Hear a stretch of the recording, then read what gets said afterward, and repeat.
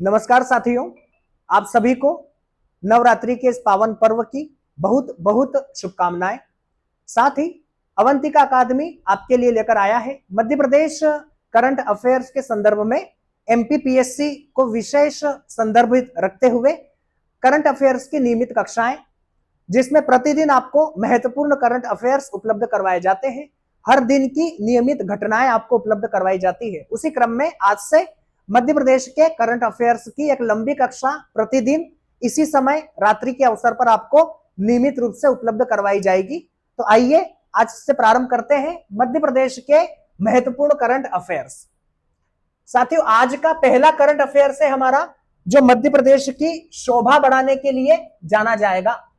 मध्य प्रदेश के शिल्पकार Mohammad Khatri master of the best craft award से सम्मानित हुए हैं।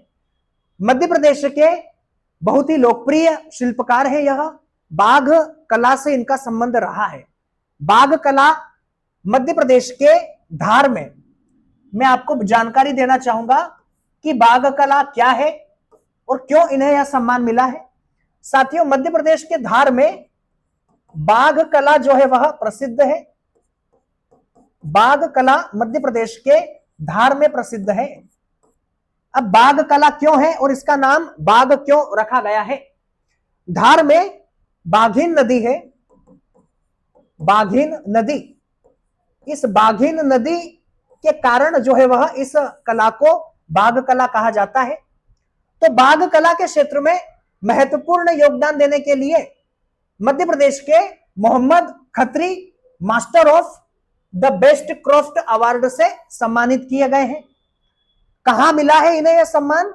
तो इन्हें यह जो सम्मान मिला है वह उज्बेकिस्तान के फरगना रीजन के गवर्नर के द्वारा दिया गया। हमें तो बस यह याद रखना है कि किसे दिया गया है, तो मोहम्मद खत्री को दिया गया है।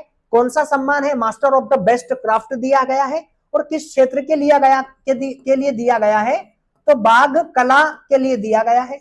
अब बाघ कला में क्या होता है यह तो हमने जाना है कि बाघ कला मध्य प्रदेश के धार जिले की बाघिन नदी के नाम पर इसका नाम बाघ कला रखा गया है। बाघ कला में प्राकृतिक रंगों का प्रयोग किया जाता है और विशेष रूप से बाघ कला के अंदर नीले प्लस काले और लाल रंग, इन तीन प्राकृतिक रंगों का प्रयोग करके हस्तकला को बढ़ावा दिया जाता है। हस्तकला या हाथों से जो वस्त्र बनते हैं उनका निर्माण जो है वह छापा के रूप में किया जाता है। लकड़ी के जो ब्लॉक होते हैं उन ब्लॉक के द्वारा छापे बनाए जाते हैं और उन छापों को जो है वह साड़ियों पर प्रिंट किया जाता है।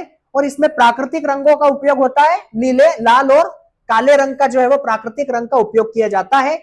और धार को ODOP one district one product के तहत बाघ कला की जिम्मेदारी भी दी गई है। मध्य प्रदेश में एक जिला एक उत्पाद योजना के माध्यम से धार जिले को बाघ कला के लिए जो है वो चुना भी गया है। तो काफी महत्वपूर्ण हो जाता है हमारे लिए करंट अफेयर्स, जो हमें याद रखना चाहिए।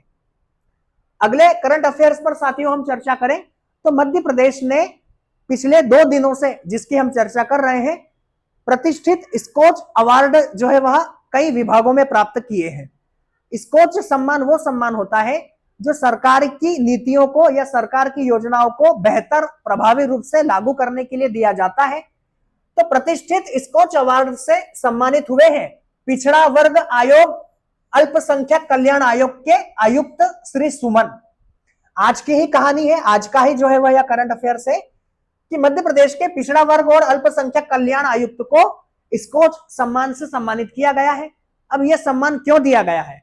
साथियों, मध्य प्रदेश सरकार ने पिछड़ा वर्ग आयुक्त के द्वारा वामसी पोर्टल, यह वामसी पोर्टल हमें याद रखना चाहिए। वामसी पोर्टल जो है वह Waqf assets management system of India, वामसी का फुल फॉर्म होता है Waqf assets management system of India.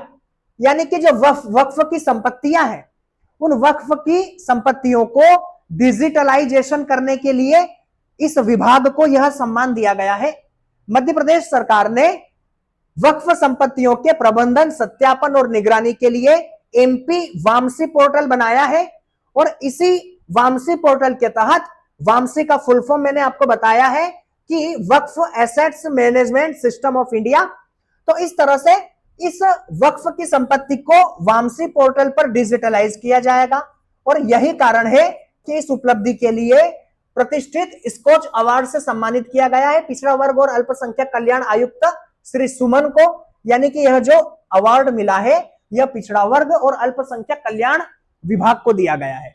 तो हमें याद रखना चाहिए। एक छोटी सी जानकारी के लिए मैं आपको बताना चाहूंगा कि वक्फ क्या होता है।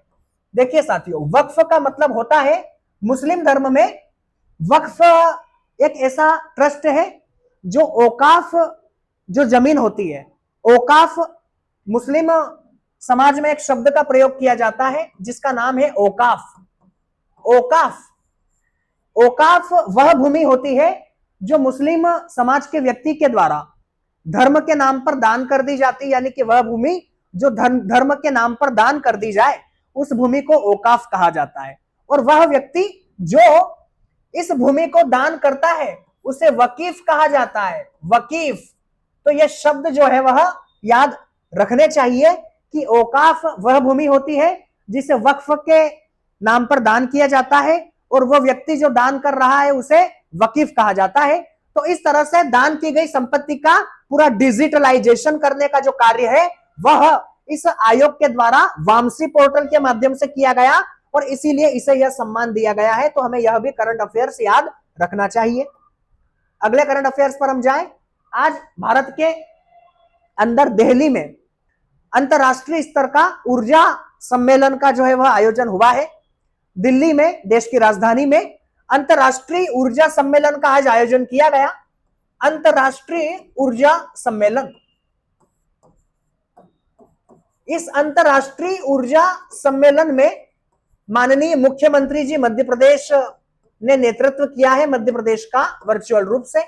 तो माननीय मुख्यमंत्री जी के द्वारा यह जानकारी दी गई कि मध्य प्रदेश की जो सौर ऊर्जा एनर्जी है वह 5000 मेगावाट तक पहुंच चुकी है। यानी कि मध्य प्रदेश सोलर एनर्जी के द्वारा 5000 मेगावाट विद्युत का, ऊर्जा का उत्पादन करता है। और साथ ही साथ हमारे लिए महत्वपूर्ण यह है कि मध्य प्रदेश ने कौन सा लक्ष्य तय किया है। तो मध्य प्रदेश ने एक बड़ा महान लक्ष्य तय किया है कि 2035 तक मध्य प्रदेश 33,000 मेगावाट की सोलर एनर्जी को प्राप्त करने का लक्ष्य रखता है। तो इस तरह से हमारे लिए यह प्रश्न काफी महत्वपूर्ण हो जाता है कि मध्य प्रदेश की वर्तमान में सोलर एनर्जी की क्षमता कितनी है। तो आंसर होना चाहिए 5000 मेगावाट। कितना लक्ष्य तय किया है? तो 2035 तक 33,000 मेगावाट का लक्ष्य भी तय किया गया है, जो काफी महत्वपूर्ण है। अब हम आगे आते हैं कुछ ऐसे अन्य प्रश्नों पर जो हमारे लिए काफी महत्वपूर्ण है। साथियों, मध्य प्रदेश सरकार के अन्य महत्वपूर्ण प्रश्नों पर हम चर्चा करें करंट अफेयर्स के रूप में, जो हमारे लिए एमपीपीएससी और अन्य परीक्षाओं के लिए काफी महत्वपूर्ण होंगे। मध्य प्रदेश सरकार ने राहवीर योजना के तहत रोड एक्सीडेंट में घायल व्यक्तियों को समय पर अस्पताल पहुंचाकर उसकी जान बचाने में अपना महत्वपूर्ण योगदान देने वाले व्यक्ति को 25,000 रुपए उपलब्ध करवाने के लिए राहवीर योजना चलाई है। आपको पता है कि वर्तमान में मध्य प्रदेश और देश में रोड एक्सीडेंट जो है वह बड़ी संख्या में हो रहे हैं और एक सामान्य सी बात है, जनसंख्या जैसे जैसे बढ़ेगी, वाहनों का उपयोग जैसे जैसे बढ़ेगा, यह एक्सीडेंट बढ़ेंगे। तो मध्य प्रदेश सरकार ने इन एक्सीडेंट को रोकने के लिए और इन एक्सीडेंट में अपनी जान गंवाने वाले लोगों की संख्या को कम करने के उद्देश्य से राहवीर योजना को प्रारंभ किया है। और राहवीर योजना के तहत अगर कोई व्यक्ति किसी एक्सीडेंट में घायल व्यक्ति को तुरंत अस्पताल लेकर आता है तो अस्पताल में लाकर अगर उसकी जान बचाई जाती है तो उसे प्रोत्साहन के रूप में 25,000 रुपए उस व्यक्ति को दिए जाएंगे, ताकि भविष्य में इस तरह के लोगों की संख्या बढ़े जो एक्सीडेंट में घायल हुए लोगों को तुरंत हॉस्पिटल पहुंचाते हैं। तो याद रखना चाहिए राहवीर योजना। अगला हमारा करंट अफेयर्स है प्रधानमंत्री आवास योजना ग्रामीण के तहत मध्य प्रदेश 38 लाख आवास पूर्ण कर चुका है और देश में यह दूसरा स्थान भी है। प्रधानमंत्री आवास योजना दो प्रकार से चलाई जाती है साथियों। पहली, शहरी विकास के लिए और दूसरी ग्रामीण विकास के लिए। तो मध्य प्रदेश ने प्रधानमंत्री आवास योजना ग्रामीण के तहत अब तक 38 लाख मकान गांवों में बनाकर ग्रामीण क्षेत्र के लोगों को उपलब्ध करवाए हैं और इस उपलब्धि के साथ मध्य प्रदेश देश में द्वितीय स्थान पर है। यह आंकड़ा अगस्त 2025 तक का आंकड़ा है, यहां तक का डाटा है। तो इस तरह से हमें यह करंट अफेयर्स याद रखना चाहिए। अगला हमारा करंट है जनमन योजना, जो जनजाति समाज के लिए आवास का निर्माण करने के लिए चलाई गई। मध्य प्रदेश इस जनमन योजना में भी प्रथम स्थान पर आया है। साथियों, जनमन योजना प्रधानमंत्री जी के द्वारा जनजाति समाज के लोगों के लिए आवास उपलब्ध करवाने के उद्देश्य से चलाई गई। तो इस जनमन योजना के लिए मध्य प्रदेश सरकार ने देश में प्रथम स्थान हासिल किया है। यानी कि मध्य प्रदेश सरकार ने 76,000 आदिवासियों के लिए मकान बनाए और जनमन योजना के क्रियान्वयन में मध्य प्रदेश देश में प्रथम स्थान पर है। तो काफी महत्वपूर्ण करंट अफेयर्स है। अगला हमारा करंट अफेयर्स है प्रधानमंत्री आवास योजना के तहत शहरी क्षेत्र में 8 लाख से अधिक आवास भी मध्य प्रदेश ने बनाए हैं। जिस तरह से प्रधानमंत्री ग्रामीण आवास योजना के तहत तो 48 लाख मकानों का निर्माण हुआ है, तो ठीक वैसे ही प्रधानमंत्री शहरी आवास योजना के तहत भी 8 लाख से अधिक आवास मध्य प्रदेश की सरकार ने बनाकर उपलब्ध करवाए हैं। अगले करंट अफेयर्स पर हम जाएं। मध्य प्रदेश में अमृत सरोवर योजना के तहत 1000 से अधिक नए सरोवर का निर्माण किया जा रहा है। साथियों, मध्य प्रदेश सरकार अमृत सरोवर योजना लेकर आई है। इस अमृत सरोवर योजना का क्या उद्देश्य होगा? तो अमृत सरोवर योजना का जो उद्देश्य होगा वह 1000 नए सरोवर या तालाबों का निर्माण करना है। सरकार के द्वारा 1000 नए तालाबों का इस योजना के तहत निर्माण किया जाएगा। तो अगर आपसे प्रश्न पूछा जाए कि अमृत सरोवर का संबंध किससे है, तो तालाबों के निर्माण से है।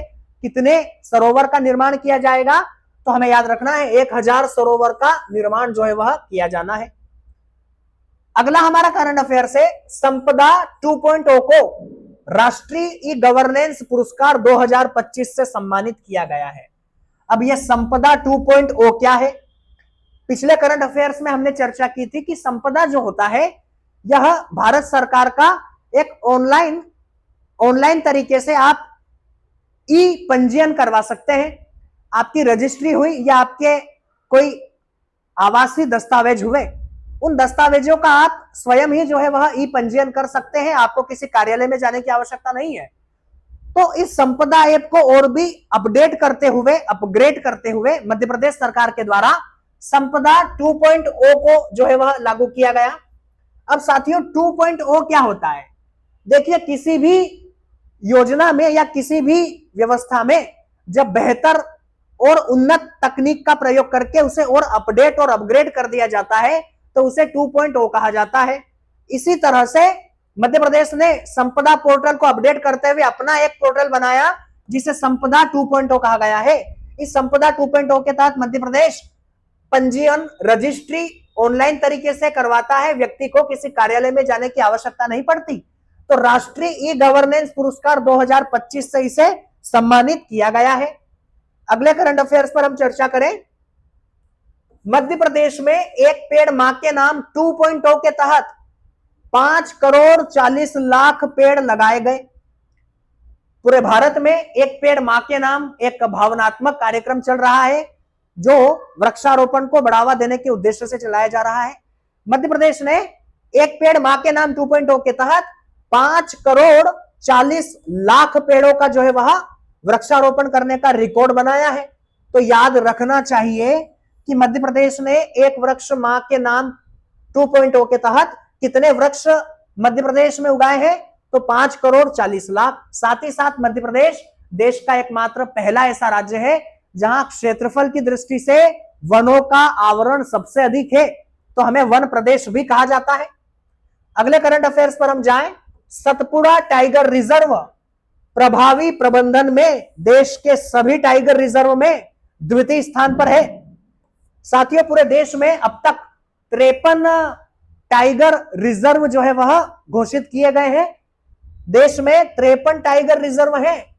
इन 53 टाइगर रिजर्व में मध्य प्रदेश का सतपुड़ा टाइगर रिजर्व जो होशंगाबाद जिले में आता है, सतपुड़ा टाइगर रिजर्व, इस सतपुड़ा टाइगर रिजर्व को बेहतर प्रभावी प्रबंधन में देश में द्वितीय स्थान प्राप्त हुआ है, दूसरे नंबर पर आया है।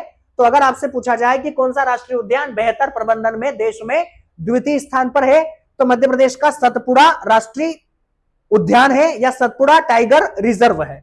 अगले करंट अफेयर्स पर हम आए। श्री विष्णु श्रीधर वाकणकर रातापानी अभ्यारण्य को मध्य प्रदेश का 8वां तथा माधव राष्ट्रीय उद्यान को मध्य प्रदेश का 9वां टाइगर रिजर्व घोषित किया है। करंट अफेयर्स में यह भी याद रखना चाहिए, श्री विष्णु श्रीधर वाकणकर यह जो अभ्यारण्य है यह सागर में है, रातापानी सागर, रायसेन, माफी चाहता हूं, रायसेन। तो इस अभ्यारण्य को प्रदेश का 8वां टाइगर रिजर्व बनाया गया है। साथ ही माधव राष्ट्रीय उद्यान को प्रदेश का 9वां टाइगर रिजर्व घोषित किया गया है। अब श्रीधर वाकणकर क्या है, तो श्रीधर वाकणकर जो है, वाकणकर मध्य प्रदेश के पुरातात्विक विभाग के एक महान व्यक्ति है जिनका पुरातात्विक विभाग से गहरा संबंध रहा है। भीमबेटका की गुफाएं जो हैं, भीमबेटका की गुफाएं जो विश्व का सबसे बड़ा गुफा समूह है, इसे खोजने का श्रेय श्री वाकणकर को ही जाता है। तो उन्हीं के नाम पर रातापानी अभ्यारण्य का नाम रखा गया है। तो 8वां बना है और 9वां जो है वह माधव राष्ट्रीय उद्यान का दर्जा 9वें टाइगर रिजर्व के रूप में स्थापित हुआ है। मध्य प्रदेश में 785 टाइगर है, यह हमें याद रखना चाहिए। 785 टाइगर मध्य प्रदेश में है। और साथ ही साथ मध्य प्रदेश ने 4 दिन पहले की ही न्यूज है कि मध्य प्रदेश के द्वारा 10 टाइगर को राजस्थान, छत्तीसगढ़ और उड़ीसा में स्थानांतरित किया जाएगा ताकि वहां की भी टाइगर्स की जैव विविधता में वृद्धि हो। अगले करंट अफेयर्स पर हम आए। पंचमढ़ी अभ्यारण्य को राजा भभूत सिंह अभ्यारण्य के नाम से जाना जाएगा। ये इस प्रकार के प्रश्न एमपीपीएससी में अक्सर पूछे जाते हैं कि किस अभ्यारण्य को राजा भभूत सिंह अभ्यारण्य के नाम से जाना जाएगा, तो पंचमढ़ी अभ्यारण्य को जो है वह राजा भभूत सिंह अभ्यारण्य के नाम से जाना जाएगा। अगले करंट अफेयर्स पर हम आए। चीता प्रोजेक्ट के तहत कुनो में वर्तमान में 25 तथा गांधी सागर में 2 चीते मौजूद हैं। मध्य प्रदेश में और पूरे भारत में चीता प्रोजेक्ट 17 सितंबर 2022 को प्रारंभ हुआ था और हाल ही में 4 दिन पूर्व चीता प्रोजेक्ट ने 3 वर्ष भी पूरे कर लिए हैं। 3 वर्ष चीता प्रोजेक्ट को पूरे हुए हैं और सफलतापूर्वक यह प्रोजेक्ट काम कर चुका है। मध्य प्रदेश में वर्तमान में चीतों की अगर हम बात करें तो 25 चीते कूनो पालमपुर राष्ट्रीय उद्यान जो कि श्योपुर में आता है वहां है साथियों, और 2 चीते गांधी सागर में छोड़े गए हैं। तो इस तरह से वर्तमान में मध्य प्रदेश में चीतों की संख्या 27 के रूप में आज की स्थिति में नजर आती है। साथियों, मध्य प्रदेश में चीता के संदर्भ में एक फैक्ट यह भी हमें याद रखना चाहिए कि मध्य प्रदेश में या भारत में जन्म लेने वाले पहले चीता का नाम मूफी है। मूफी एक मादा चीता है और यह भारत में जन्म लेने वाला पहला चीता का जो है वह नाम है। तो मूफी नाम भी हमें याद रखना चाहिए। तो इस तरह से आज हमने करंट अफेयर्स के संदर्भ में कुछ महत्वपूर्ण करंट अफेयर्स पर चर्चा की थी जो परीक्षा के लिए काफी महत्वपूर्ण थे। कल साथियों इसी समय करंट अफेयर्स की कक्षा को हम आगे बढ़ाएंगे। कल के महत्वपूर्ण करंट अफेयर्स लेकर आएंगे और साथ ही साथ कुछ अन्य करंट अफेयर्स की भी कक्षा आयोजित होगी। तो इस तरह से एक बेहतर करंट अफेयर्स का जो है वह हम आपको कंटेंट उपलब्ध करवाएंगे। तो आशा है आज की क्लास अच्छी रही होगी। Thank you.